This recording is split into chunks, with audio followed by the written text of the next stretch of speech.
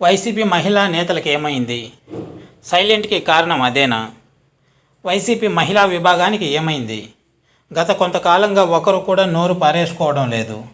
TDP అధినేత చంద్రబాబుపై ఒంటి కాలుపై లేచే లక్ష్మీ పార్వతి, మహిళా కమిషన్ మాజీ చైర్పర్సన్ వాసిరెడ్డి పద్మ, ఇక పర్యాటక మంత్రి రోజా, ఇలా ఎవరూ మీడియాలో కనిపించడం లేదు.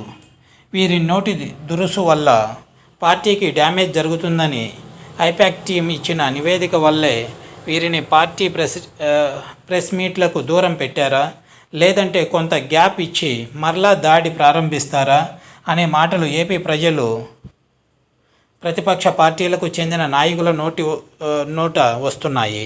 అయితే అసలు వీరి సైలెంట్కి కారణం ఇవేనా? ఇంకా ఏమైనా ఉన్నాయా? ఆంధ్రప్రదేశ్లో ఎన్నికలకు వేలైంది.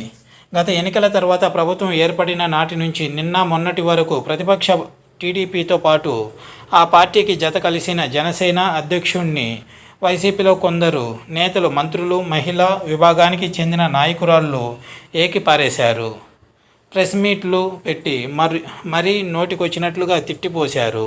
మరీ ముఖ్యంగా వైసీపీలో ఫైర్ బ్రాండ్గా ముద్రపడిన మంత్రి ఆర్కే రోజా ప్రత్యర్థులపై వెనక ముందు చూసుకోకుండా మాటల దాడి చేస్తూ వచ్చారు. టీడీపీలో రాజకీయ జీవితం మొదలుపెట్టిన ఆమెకు అక్కడ కలిసి రాలేదు. వైసీపీలో చేరి 2 సార్లు ఎమ్మెల్యేగా జెండా ఎగరేసింది. ఇక మంత్రివర్గంలో కూడా చోటు దక్కించుకోవడంతో రోజా విమర్శకులకు హద్దే లేకుండా పోయింది. ముఖ్యంగా చంద్రబాబు, ఆయన తనయుడు లోకేష్ పప్పు పేరుతో తిట్టడంతో సరిపెట్టుకోక 2 నియోజకవర్గాలలో పోటీ చేసి ఓడిపోయిన పవన్ కళ్యాణ్ను ప్యాకేజీ స్టార్ అంటూ పవన్ కళ్యాణ్పై ఒంటి కాలు మీద లేచిన రోజాకే చెల్లింది.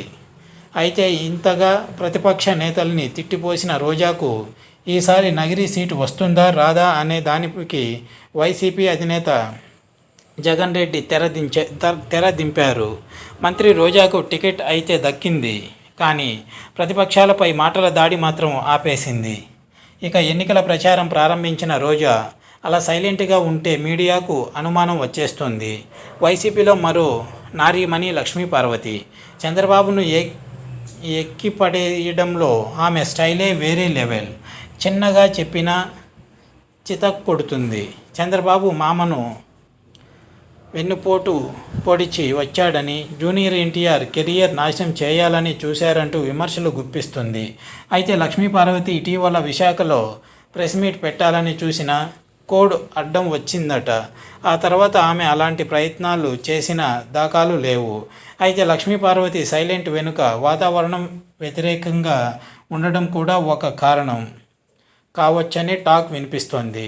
అన్నయ్య వైఎస్ జగన్ వై నాట్ 175 అంటున్న ఈ మహిళా నేతలకు నమ్మకం కుదరడం లేదట.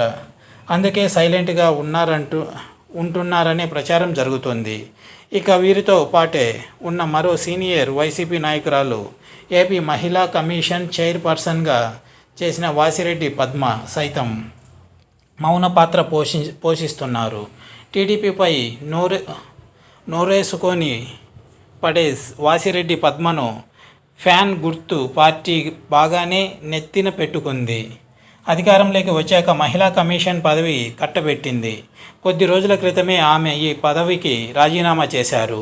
దీని వెనుక ఆమెకు ఎమ్మెల్యే టికెట్ ఇవ్వలేదనే కోపంతోనే పదవిని తోసిపుచ్చారనే మాటలు వినిపిస్తుంటే, కాదు, ఎన్నికల సమయంలో పార్టీకి అండగా గట్టి ప్రచారం చేయాలనే ఆ పదవికి రాజీనామా చేశానని వివరణ ఇచ్చుకొచ్చారు వాసిరెడ్డి పద్మ. అయితే రాజీనామా చేసిన నాటి నుంచి ఇప్పటి వరకు టీడీపీపై విమర్శలు చేయడం మానేసి పార్టీ ఉండి లేనట్లుగా వ్యవహరిస్తున్నారు. జగన్ నా గుండె చప్పుడు అనే వారంతా ఒక్కసారిగా విమర్శలు ఆపేస్తే అనుమానాలు వచ్చే ప్రమాదం ఉంది. ఇప్పటికైనా మరలా ప్రతిపక్ష పార్టీలపై దాడి మొదలు పెడితే మంచిది. లేదంటే పార్టీకి మీకు గ్యాప్ వచ్చిందనే, లేదంటే టికెట్ ఇవ్వలేదని ఇలా వ్యవహరిస్తున్నారనే అపోహలు కూడా వచ్చే అవకాశాలు మెండుగా ఉన్నాయి. ఇది వ్యూవర్స్.